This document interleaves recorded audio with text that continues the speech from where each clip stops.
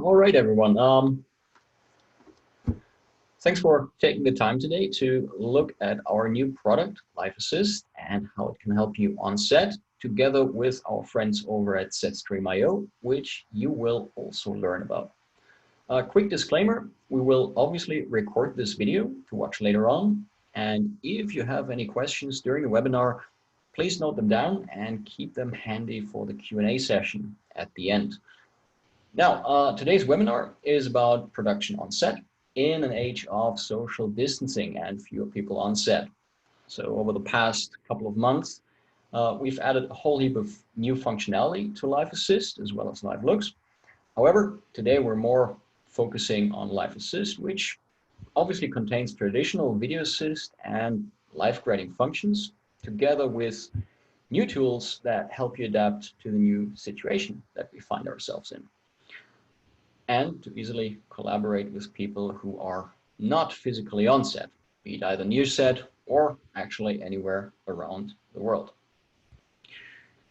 Now, I am from Munich. I'm Matze Adelt. I work for Assimilate. Most of you know me from support and or community management, product design. So if you send a question to support@assimilating.com, it will very likely be me who will answer that email. With me tonight is Thatcher Kelly from SetStream.io, who will show you their brand new streaming platform in just a bit. Furthermore, we do have a connection with the Assimilate development office in the Netherlands, where we have built a little set which we will use to show you Live Assist in action. Actually, maybe Peter, maybe you can quickly show us the set that we have built there. Here we go. So we have the UI screen in the middle, and to the left and right, we have the A cam monitor and the B cam monitor. And over here, we have a green screen with a talent in front of it. Hello, Lola. And over here, we have set up two cameras. This one is a Panasonic EVA 1, and all the way over there in the background, we have a Sony f55. So for tonight's content, we will set up our little live streaming and live grading and VTR setup here with two cameras. We will set up a multicam live stream from Live Assist, and we will show you how to use on-screen annotations to communicate with remote clients that are watching the stream. Right about then, Thatcher will tell us more about streaming from onset to SetStream.io and what other features SetStream.io has to offer. And right after that, we'll be live grading, we'll be applying live effects, we'll do green screen replacement, skin enhancement, and we'll also record and playback both camera feeds. Next, we will show you a very interesting new feature, which is called the local media server, which you can use to review all recorded clips and looks that have been created in Live Assist. We will be talking about generating reports and grade index files for post houses, what that is. It's a fantastic feature, by the way. More on that later on. We'll briefly touch upon post workflow for dailies, and then take a look at short and midterm plans for Live Assist, and finally close the session with a Q&A. So for our setup, this is what you just saw on the webcam. We have a green screen, the talent in front of it, A cam, B cam, Panasonic, and Sony. And to the left, we have the desk with the two respective monitors for each camera, a UI monitor in the middle, and the workstation with the Video I/O connected next to it. The wiring diagram shows as follows. So it obviously starts with a workstation that runs Live Assist. That can be a MacBook Pro as shown in the image here, but it can also be any other workstation, and also obviously a Windows workstation, because we run on both Mac and PC. Attached to the Live Assist workstation is a Video I/O. In our case, it's an AJA I/O 4K. But you can use literally any device from AJA, from Bluefish 444 or Blackmagic to capture and play out. We have connected 2 cameras and 2 monitors to our video I/O. A little side note, there is no software imposed limit on the number of cameras that you can capture. You can really capture up to 100 cameras if you want, given that your hardware supports that. Because obviously recording 100 camera streams can be quite taxing. But other than hardware constraints, there's no software limitation on the amount of cameras. You can throw as many AJA, Blackmagic, or Bluefish cards into your machine as you want. You can even mix them if you want. So this basically covers the on-set part. Quick note, other than going out through video I/O, you can also connect one display directly to your GPU and use that as a preview or as a quad split for all cameras, etc. It has a bit less latency than going out through video I/O again, obviously. Next. This is our new local media server. So Live Assist ships with that web server, which you can use to view grades, before and after images, or you can review anything that's been recorded to disk using Live Assist.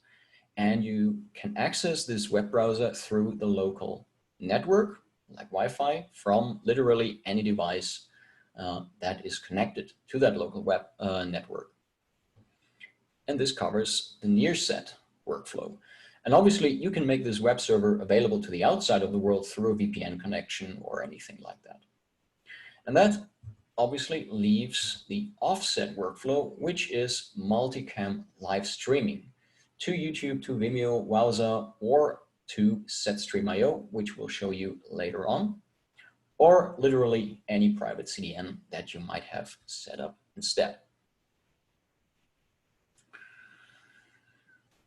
Okay, so then let's set up our cameras in Live Assist and start streaming. Here we go. All right, so we're starting with the setup screen in Live Assist, and the first thing we'll do is add our 2 cameras. So for that, we will add a channel by clicking onto the plus icon all the way over on the left, go to SDI Capture and add the first channel, which has our Panasonic camera connected. Now the color space and the EOTF are already correctly set to Panasonic V-Gamut and V-Log. All we have to do is tell Scratch that the metadata should be interpreted for a Panasonic camera, and we want to send it out to the connector number 3 on our IO4K Plus, which goes to the dedicated A-cam monitor. Next, we'll add another channel for the B-cam, which is the Sony camera. Here we go. Here we need to set the color space to, what is the camera output? Sony S-Gamut 3 and S-Log 3. And the metadata is also coming from the Sony camera. And we'll send it straight to the other monitor that we have there. Okay, and with that, we're basically ready to go. If we now hit OK, we will find ourselves in the player. And as you can see, we have an image from our A-cam. All the way on the left, you can see the grade controller, which at the very top has the date, which we still have to adjust to the current date. 8th of July, correct. We have our shooting day, our scene shot and take information. Which scene are we shooting? I believe it's scene 16. Let's try 16. There we go, take 1. All right, and below you can see that we have the A-cam and the B-cam, and you can just switch back and forth between the two. You can also use the F keys on your keyboard to do that. And as of recently, we have implemented this little transition button right there, where you can also change from cut to dissolve. And if we now switch back and forth, there's a little dissolve going on. Okay. Yes, let's keep that to cut for the time being. What you obviously want to do when you're live grading is compare the 2 cameras. So what you can do very easily is press D on your keyboard, and that brings up dual view. And now you can compare the left side, which is the A-cam, to the right side, which is the B-cam. At the bottom, we have this little drop down where you can select your camera, or alternatively, you can select a video wall. So this way you can always have an overview of all the cameras that you're connected to, I believe it fits up to 16 cameras, whilst working on the current camera, which you can see on the left. All right, let's switch back to the B cam over there. And if you don't want to have the side-by-side view, you can also bring up a split view by hitting S on your keyboard like this. And now you can wipe back and forth. Okay, now before we take this any further and actually grade the image, let's set up the live stream. You can do that by going to the top menu bar, and there's this neat little drop down called Production Central, and there is the live stream option in there. As you can see, we have a service drop down at the very top where you can select Facebook Live, YouTube, and so on, and we intend to add more services right there. However, right now we're leaving it to custom, and we are streaming to SetStream.io. Okay, so we're streaming from Live Assist. Let me quickly refresh the page here. And I already have a message. Hello, Matza. Hello, back. Play, and here we have the live stream. Okay, so what you want to do when you have your DP or your director or the agency, whichever client, on a Zoom call or Skype call, maybe you want to highlight certain things on the image. So what you can do for that is enable the annotate toolbox from the top menu bar right there, choose a color, and then start to draw annotations right there on the image. For instance, over there, there's a slight issue because the green screen ends. Oh, actually, should scroll up a little bit. So we should probably adjust the camera a little. Something like that. Okay, and now we can remove those annotations again, which is pretty cool. We have a slightly bigger delay right now because we're running quite a lot of things on that workstation, and actually the server is in the US where the workstation is in the Netherlands. So we have to fit all that data through that tiny little cable that goes through the Atlantic Ocean. Don't bother. All right. So now that we have set up all framing and everything, thanks to our annotations, I think it's time that Thatcher will tell you a little bit more about SetStream.io. Thatcher, you're up. All right. Hey. Yeah, so how's it going? So I'm going to take you through kind of the idea of what SetStream is, and then we'll give you a little show and tell of the interface and how it all works.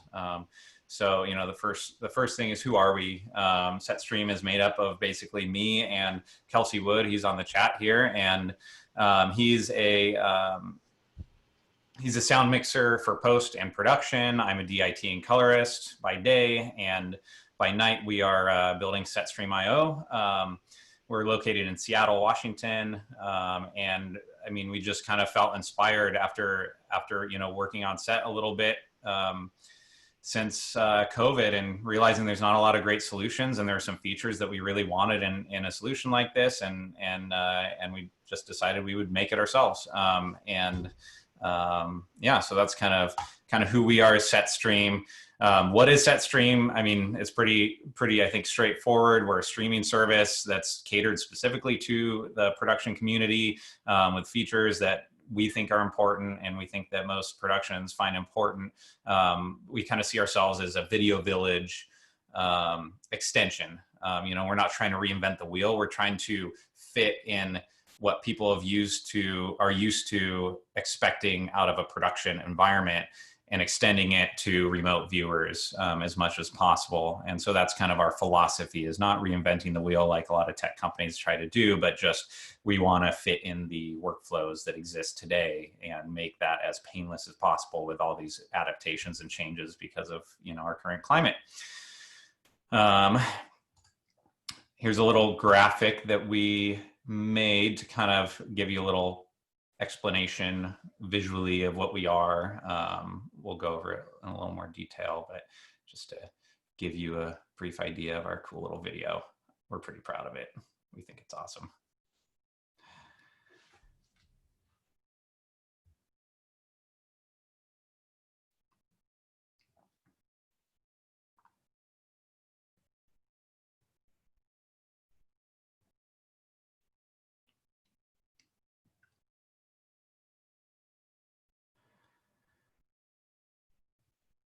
So yeah, there it is.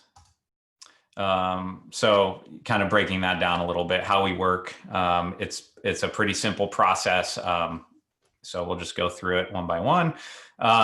So, you know, this is kind of what we have already set up in Amsterdam, and there's, or is that where you guys are? I got that wrong. I don't remember. In the Netherlands. In the Netherlands. Anyways, so you have your camera source, and SetStream is flexible and can stream. You can stream to SetStream through 3 different methods. You know, you have hardware encoders for when you're on the go, on the run, slap it on the back of the camera, you know, get your internet connection, and you're off and running. We also operate on a web browser-based streaming system through WebRTC, which is great for real simple shoots. You don't need a lot going on. You want it to be pretty painless and to just work. And so we have a web browser-based streaming abilities, and then we have, you know, other software encoder abilities such as Live Assist, where, you know, if you want to be doing a lot more to your image and processing it all, you know, and all these amazing features that Live Assist offers, and then stream up to SetStream, you know, we integrate perfectly with Live Assist and you know, pretty much any RTMP based system. So you know, once you upload it, it goes up to our SetStream servers and does all the distribution, global distribution. You know, we have a network that is global, so it really doesn't matter where you are. It doesn't matter where your clients are, and you know, we're built to scale, and we're built to handle worldwide distribution. And then our viewer, which is kind of our golden, you know, that's how most people are going to interact with SetStream, is the viewer. And we're a browser-based viewer. And so you don't need plugins. You don't need anything like that. You just open your browser, and if you have internet and a browser, you have SetStream. Any device, it scales, it's very responsive. So it's designed to be able to go full screen, or just put in the corner of your desktop, or be on your phone, or your tablet, kind of whatever suits your workflow. That's what we wanted to create, is something that's going to suit your workflow. Components is pretty simple. Like I said, we have the viewer portal, and then we have what's called the project dashboard, which is basically everything you would want and need on set to manage what's happening in SetStream. And then we have a publisher dashboard. We'll go through all these in a few minutes in a little show and tell, but we have a publisher dashboard, which is basically a pared down version of the project dashboard, that allows you to just access the streaming related things. So if you have a technician on set that's just doing the streaming but not managing clients or chat, then they get a smaller pared down view. So that's how you're going to be interacting with SetStream, is one of these 3 portals. Yeah, so what makes us unique? We think that we are unique because we created a tool that that had these features that we didn't see out there, and we really wanted to you know, create something. So you know, this is kind of the list of what we love and what we take pride in is you know, we're ultra low latency. Compatibility and flexibility is key. Security is really important to us. It's really important to you. It's really important to us. High image quality, collaboration, and then we want to be really easy and straightforward for to adapt to productions of any level and any intensity, I guess. So going through that, ultra low latency, we run a WebRTC based infrastructure for delivery around the world, and WebRTC is a very low latency protocol, and so that's why we chose it. And we average about 300 millisecond latency when we're going over a full WebRTC up and download. And I mean, just the other day I was testing locally here, and I was getting about 160 millisecond latency. So it's pretty fast. it's great. Compatibility, flexibility, talked about that a little bit with the, you know, there's no apps, no plugins, any browser works. And on any device, you can scale it, move it around, that kind of thing. And we just thought that that was really important, that we just keep it simple. And then on the upload side, you know, I had mentioned before, browser-based, software encoder, hardware encoder. We want to have the flexibility to basically let you use whatever you need to use to upload and whatever's going to work for your workflow. Security is super important to us as well. And so we implemented encryption pretty much at every, well, not pretty much, we implemented encryption at every connection point that we have, from the point of leaving set to the point of you know, being viewed on the viewer. Every connection is encrypted and between servers. And that to me is a very important thing. And then user-based access credentials. So the producer or whoever is managing the stream can grant and revoke access on a user basis. It's not just a link and a password to anybody and everybody who has it. So it's user-based, and it's really easy to manage that as well on the producer side. And then when the producer grants credentials, an email gets sent directly to the user, and they get a link and they get their password, and they're off and running. So we just wanted to make it as painless as possible. High image quality, super important. You know, especially as a DIT, I nitpick and I love getting that perfect image on set. And I hate to think that people are sitting at home watching something that is just subpar, because this is their baby, their creation, that you're pouring tons of time and energy and creativity into, and you don't want to be staring at something that, you know, frankly doesn't look good. So we don't do anything. We don't manipulate, we don't downgrade, we don't throttle the image in any way. And basically you get the image in as high a quality as your network allows, you know, and so that's, you know, as good as you can possibly get. And that's what we aim for. Collaboration tools. Right now we have a real-time chat communication. And then we have a status update banner, which I'll kind of point out to you when we go over it. But it's just a simple way for whoever's managing the stream and managing the set to essentially, you know, give alerts to the viewers without it getting lost in the chat. And we have more features planned on the way. So we're just looking forward to continuing to collaborate in that way. Who's SetStream for? I mean, it's for anybody who has an image that they need sent somewhere. Anybody who wants a high quality image, collaboration tools, low latency from set to anywhere in the world. That's, you know, it doesn't matter what size your production is. We feel like we have a tool that caters to all production sizes and all production, you know, intents. So let's check out SetStream. So this here is our basic interface for the on-set management tool. It's our project dashboard, and so we wanted to keep it as simple as possible, but give you the tools that you need in here to do what you need to do. And so, I mean, essentially, we operate on with what we call passes, and so you pre-purchase passes, and then at the beginning of the day, you know, you activate your pass, and that's what this kind of zone is. And then here's your sort of your viewer management area where you can invite and remove access to different people. And then you can also see who's online and who's not online. When you send the email, when you click invite viewer, you're immediately gonna, it'll immediately send out an email to that user and they'll get access. And then you have a little viewer, so you could always see what's going on and make sure you're streaming. This is that update status section. You could just type in something here, and then it's just gonna update in everybody's viewer, and they're gonna see it in bright, bold, you know, alert status. And, you know, you could use that for whatever you wanna use it for, essentially. You have chat, and so if the producer is on set, they can interact through here with chat without having to have the viewer open separately.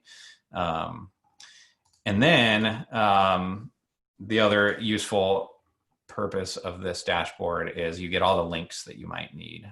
So depending on what kind of encoder you have, depending on what format you're planning on upload to, you have all the information and passwords and links available right here, as well as a manual way to forward a client link if they can't find their email or whatever. You can send them a manual link and password as well through there. And then this is also where you can do a broadcast directly via the WebRTC portal. And so you just select your source, audio, video, and then you start streaming. I'd click on this, but it'll take over what Mozzie is sending. But yeah, so that's essentially what this dashboard does. And then we have the pared down dashboard, which there's a convenient link right here for. And so I already have that open, but it's basically just pared down to just the things that, a technician on set doesn't need: the chat, doesn't need the alerts, doesn't need the viewer interaction. And so they're just given the ability to broadcast and to get the links that they need to send to the encoders. So just a simple solution there. And then we have the viewer, and the viewer is, you saw it on Mozzie's screen. It's very simple, streamlined. You have the chat, you have your banner with the alerts, and then you have your view, and it scales to any device. You saw it on his, it was in a vertical mode, and you see here it's more of a full desktop mode, and you could always go full screen on anything. Yeah, so that's the basic interface. What's next? What's next for SetStream? We're in beta right now. We're planning to release soon. When we release, we're going to have a free trial for everybody to check out. Test your own streams, test your workflows, make sure it's the kind of tool that you want to be using. And between now and then and onward, we're always available for one-on-one demos, small group demos, consultations, that sort of thing. So please feel free and hit us up. We're happy to talk anytime. Sign up for our news updates on our website. Check out our website. You could see our price. You could see everything on our website. Follow us on Facebook, Instagram, that kind of thing. And that's basically it. That's SetStream. So yeah.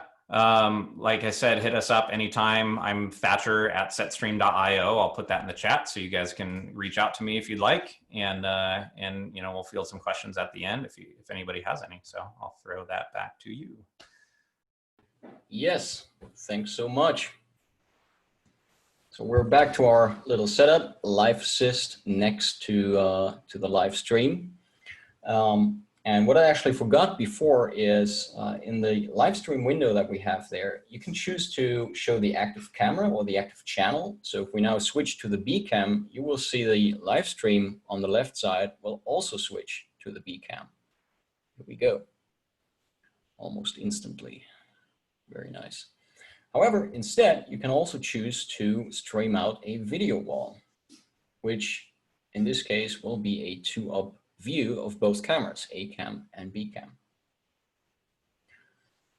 Okay, maybe let's for now stay on the A camera and let's grade the image a little. So in Live Assist, we have a few tools. Starts with the primary color wheels, lift, gamma, gain. We have a pre and post saturation slider.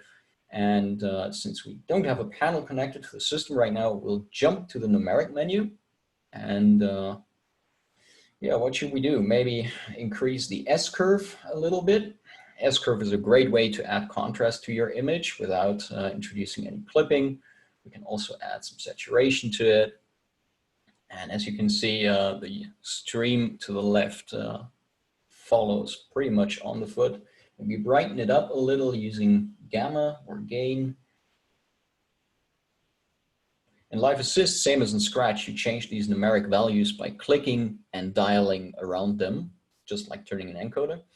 Obviously, we also have curves to work with, like normal luminance curves or hue versus hue curves or hue versus saturation curves to, for instance, desaturate the green if we want to do that. Things like that.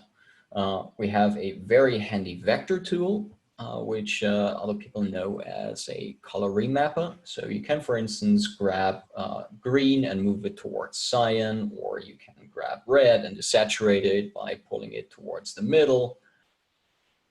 things like that, and it works really, really fast and really, really well.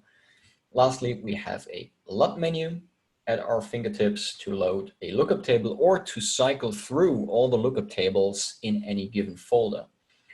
In here, you would usually load something like an output lookup table, especially if you're working in CDL mode. You dial in the creative grade using the CDL tools, and then you pipe everything through a log to Rec 709 lookup table, which you would load here.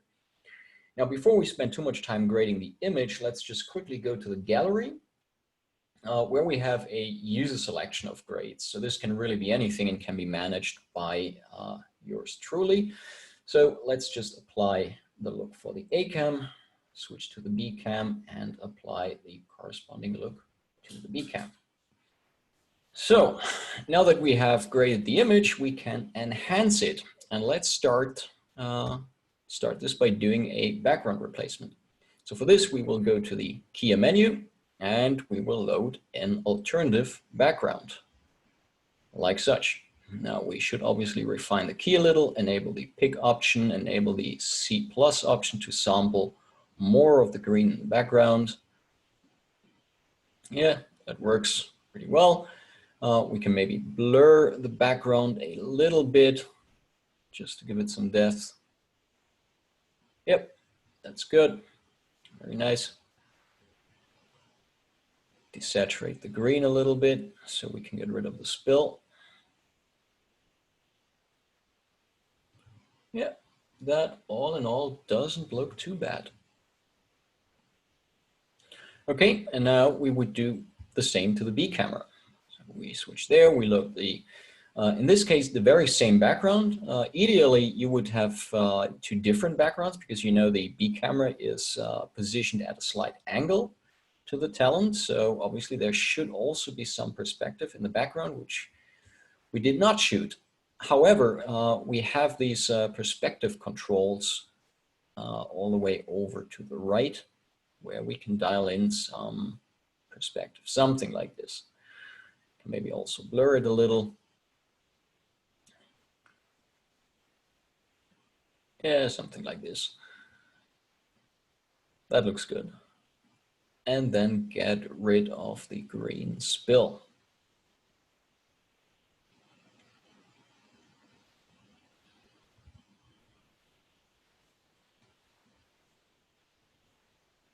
Yep, that seems to work pretty decently. What we can also do in Live Assist is apply a few effects. For instance, we could apply some grain because grain always helps blending foreground and background together a little bit better. I'm not sure if we will be able to see this so well here on the live stream.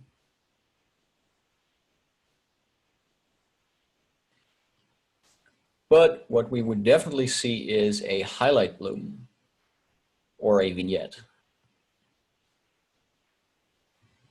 So these effects all work in real time. But yeah, maybe the vignette is a little bit too much. And what we've also added very recently to Live Assist is a skin retouch tool, which you can find here. Enable it and then make sure view selection is enabled at the bottom. Exactly, and then we can pick the skin tone that we want to work on. Like this, and then we can tweak the key using the parameters below the pick color pot. Yeah, something like this. Maybe blur it a little bit.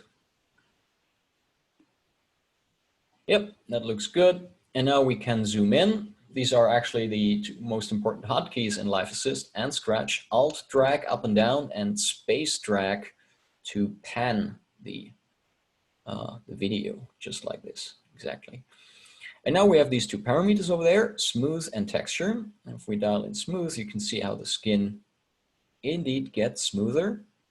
And with the texture parameter, we can dial back in some of the skin details again, like that.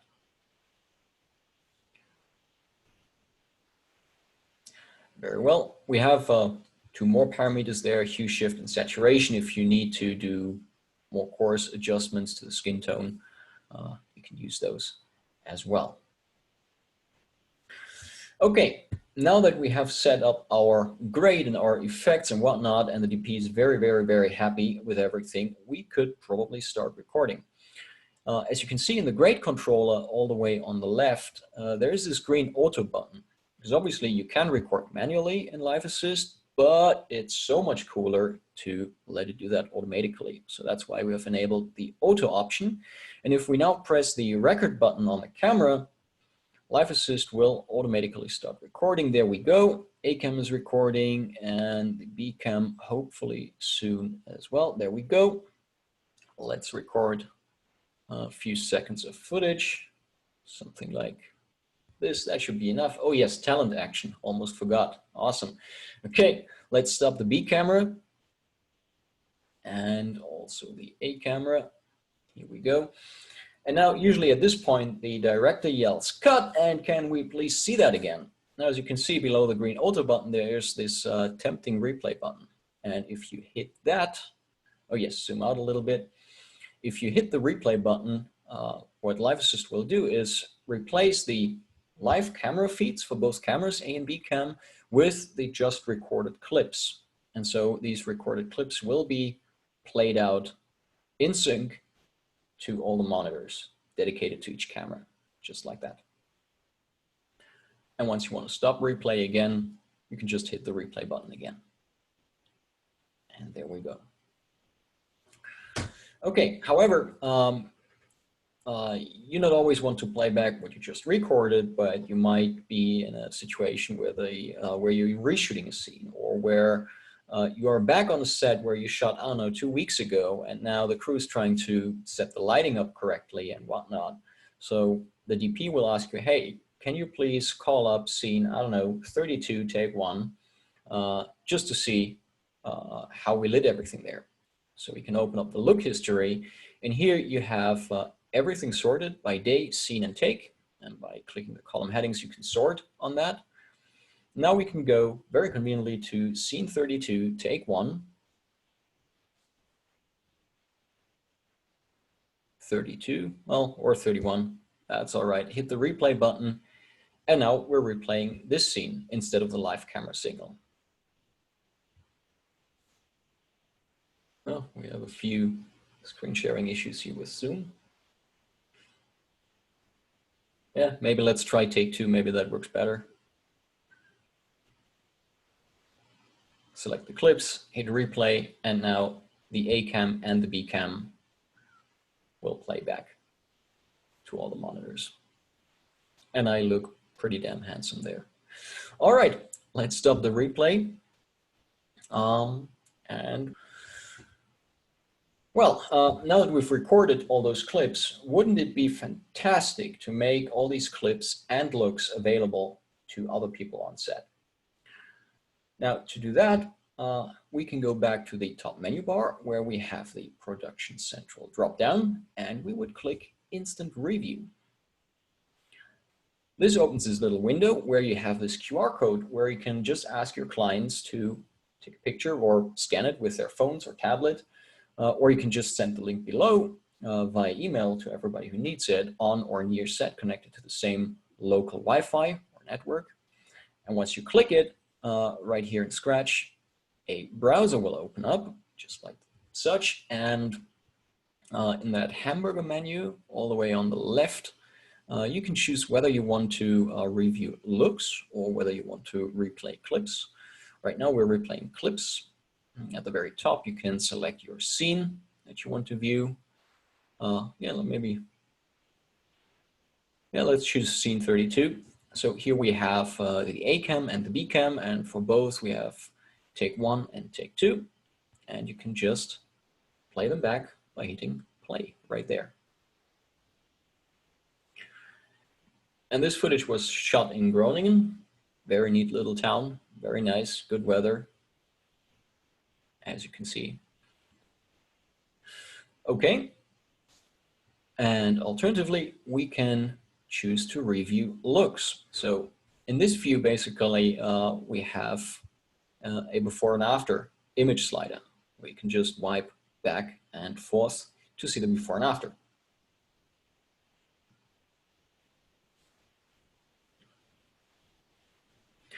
Okay, so all of this is running on the local web server that ships with Live Assist and is available in the local network.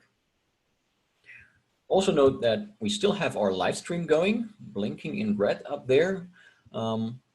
If we would hit play, we would have our live signal running again. There we go, including all our effects, our grade, and so on. What have we more? Now, next thing is reports. Obviously, you want to create reports for your clients, for the post house, for whoever needs it. In the grade controller at the very bottom, there is this generate dropdown, and you can choose to create a day or a full report. I don't know, what do we want to export? Full report maybe. This goes straight to PDF, which will also open right away. And at the very top, you can see the production metadata, who's the producer, who's the director, DOP, DIT, then a quick summary, how many production days we have, scenes, text, etc. Here's a little overview. And then we can see a before and after screenshot of every grade stored, including all the metadata that was captured through the SDI signal. And here at the very end should somewhere be scene 16, take 1, there we go. As you can see on the right side, we have the metadata that we captured through SDI. And on the left side, we have the color space environment, which effects have been applied, and also which files have been generated. There we go. Okay. Alternatively, we can create a so-called grade index. Now, what's a grade index? Before we create the grade index, let's quickly open the setup menu again. Here we go. And there you can see there's an output folder, which points to d/media. And next to that, you can see the output file prefix, LAA. This is just a production shortcode if you want. So if we Alt tab into the Windows Explorer right away, go to media, there's our folder LAA, and inside you will find the 2 shooting days, day 1 and day 4. If we enter day 4, there's the 2 scenes, scene 15, scene 16, and inside scene 16, here's all the files created for the 2 cameras. There's the 3D LUT, the CCR file, a clean and a graded image, clean and a graded proxy. And we also at the very bottom have a text document, human readable, and also in an XML file, which contains all the metadata for the clip, for the grade, and post-production houses can use this XML to script the look into their pipeline for each take that has been recorded. Now, back to the LAA folder, where you can see there's 2 folders inside with the 2 shooting days. Now, if we go back into Live Assist and export our grade index, just like that, and quickly Alt tab back into the Explorer, as you can see, Live Assist created this little index HTML file, and that's exactly what we're looking at in our browser there. And this index file basically references everything that is below in that folder structure with the shooting days and scenes and takes and so on. So now that we have this page open, we can just conveniently browse through, open any scene and take, like scene 16, take 1, look at the metadata, at the color environment, the effects that have been applied. And more importantly, we can just click the clean or graded full res image to take a look at right in our browser. Or we can right click and download the 3D lookup table that is associated with this take for the ACAM. Very cool. Or even review the recorded clips if we want to. Now, wouldn't it be fantastic if you could just zip this whole folder structure, including that grade index file, and send it to your post house so they can conveniently browse through all the looks and clips that have been recorded? Wouldn't that be fantastic? Now, post workflow. Let's briefly talk about dailies and therefore go to the setup menu again and to the record tab over there. So in here, you would decide which file format you want to record your cameras to. If you want to use the web interface, the local web server, you have to record to H.264. That's for the simple reason that a browser can't play back ProRes or DNxMXF. Can only play back H.264, hence you have to record to that format. However, alternatively, you could record straight to ProRes or Avid MXF and have edit-ready formats recorded for quick onset editing or even for dailies if you want. Note that anything recorded will also contain all the metadata captured via SDI, which you can see all the way over to the right in the metadata stack. Now, for a more traditional dailies workflow, you would obviously offload the clips from the camera card from the magazine and then match the looks created in Live Assist to those clips. So let's quickly, briefly touch on that. Exit Live Assist. On this system, we have actually licensed both Live Assist and Scratch. So we can just exit Live Assist and enter into our dailies project here. You would go to Import Clips, select the folder with the clips, also enable, select folder down there. Make sure Create New Timeline is enabled, and if you then hit Open, there will be a little follow-up dialog, which allows you to create a group and a timeline based on whatever criteria you select. And if you fold down the options drop down here, you can decide whether you want to apply a scaling to your clips right away on import, whether you want to load and sync audio right away, whether you want to update the clip real ID with the source file name, calculate file size for the reports, and also match live looks. If you enable this, then basically all you have to do is point Scratch to the folder containing the looks, the shooting days that we saw earlier, our LAA folder. And then we can tell Scratch whether it should pull the grades from the stored CCR files, which is Scratch's own native format.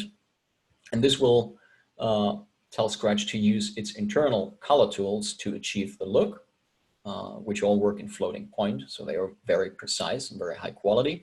Or you can choose to load the created CDLs or lookup tables from the live grading session, which also serves as a backup, double check function if you want. Well, and then you would hit OK and load. We don't do that right now because this is enough stuff for yet another webinar. If you have to use, or if you are forced to use Resolve for your dailies, there's also a way to do dailies in Resolve. If you go to the Generate dropdown in the Grade controller, you will see we can also create a EDL with CDL information. That's grayed out now because we're using the LUT-based color toolset. If we quickly go to the setup and switch from LUT-based over to CDL only, yes, like that. Now, as you can see, we have not as many options there. We only have the CDL grade, which we can flip into lift gamma gain, which grades much more conveniently, and we can load a lookup table. We still have our effects and the Kia and the retouch tool, all of which won't show up in either CDL or lookup table. But our grading tools are now limited to CDL. And with that, we can now create an EDL with CDL information attached to it. And you can load that into Resolve, color trace it, and have all the CDL looks applied to the corresponding clips, purely based on timecode. Okay. I think this concludes the product demo very much. So let's talk a little bit about short and midterm plans. Okay, so where do we want to take Live Assist? We want to form alliances with stream providers, just like SetStream.io, in order to make the whole setup as straightforward and fast as possible. We want to see whether we can connect multiple Live Assist systems together for an even more scalable solution. What does that mean? As I explained before, You have to choose whether you want to record to H.264 for the local web server or ProRes for on-set editing or dailies. Now, wouldn't it be fantastic if you could do both at the same time? The thing with doing that is that you will very soon run into hardware limitations where the hardware can't handle the encoding tasks all at the same time. And that obviously scales with the number of cameras that you're recording. So what if you could use two systems, chain them together and have one system record the ProRes dailies and the other system record the H.264 and run the local web server? Next, what we want to do is we want to gather annotations from remote users. So right now we can make the grades and the clips available through that local web server to anybody on or near set to look at in his browser. Now, it would be great if people could comment on those clips and grades using their laptop or tablet or iPhone or whatever. And it would be even better if we could fetch those annotations back into Live Assist and include them on reports. Obviously, what we also do, what we have always done with Scratch, with PlayPro, LiveLooks, Live Assist, regular updates and fixes. As a matter of fact, we just published a build today with a number of fixes and new features, which you can download already and play around with. And what we most importantly want is your feedback. As you might know, our software is free until end of October right now. You can get any number of licenses for any of our products right now, no questions asked. So please go ahead and do that. Download Live Assist, play around with it, test it with your workflow, test the streaming to SetStream.io if you want. See how it works for you and let us know if you're happy or not, or what's missing or what you would like to see. We're happy to listen and we're more happy to implement. Okay, and I believe that takes us to the Q&A. So if anybody of you has any questions, please send them in the chat window. What's the delay for SetStream? That's for either Thatcher or Kelsey to answer. Yeah, so SetStream, when we're going WebRTC up and down, we get anywhere from 200 to 500 millisecond delay. When going via RTMP, as we were with Assimilate, it's usually about a second, anywhere from half a second to a second. I think, yeah, some of the what we were doing earlier, you know, because we have Teams open and Zoom and all this stuff, it kind of added a little extra delay. But we were testing this morning before the webinar, and we were getting a solid just sub 1 second delay. So yeah. Minimum required upload speed. It all depends on what bitrate you want to stream at. Really, you know, if your network can handle, you know, 4 or 8 megabit, that's always possible. If you're stuck with 1 megabit or 2 megabit, that's possible too. So it's all just network dependent. Did you try SetStream from set through cellular bonding satellite links?